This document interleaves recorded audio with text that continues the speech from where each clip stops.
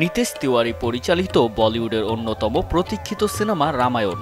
এই ছবি দিয়ে প্রথমবার জুটি বেঁধেছেন বলিউড তারকা রণবীর কাপুর ও জনপ্রিয় দক্ষিণ অভিনেত্রী সাই পল্লবী। সিনেমাটিতে রণবীর কাপুর সাই পল্লবীকে দেখা যাবে রাম ও সীতার ভূমিকায়। ইতিমধ্যেই মুক্তির আগে নতুন রেকর্ড গড়ল ছবিটি। ভারতের ইতিহাসে সবচেয়ে ব্যয়বহুল সিনেমা হতে চলেছে রামায়ণ।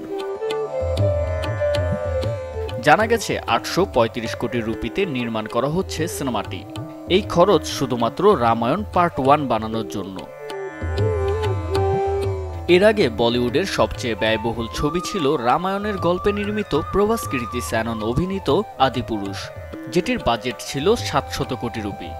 এবার সেসব কিছুকে টপকে হিন্দি ছবির ক্ষেত্রে একটা বেঞ্চমার্ক তৈরি করে ৮৩৫ কোটি রুপিতে বানানো হচ্ছে রামায়ণ। ২০২৬ সালে মুক্তি পেতে পারে রামায়ণ পার্ট 1। শুটিং হওয়ার পর ৬০০ দিন ধরে কেবল পোস্ট প্রোডাকশনের কাজ চলবে এই সিনেমার।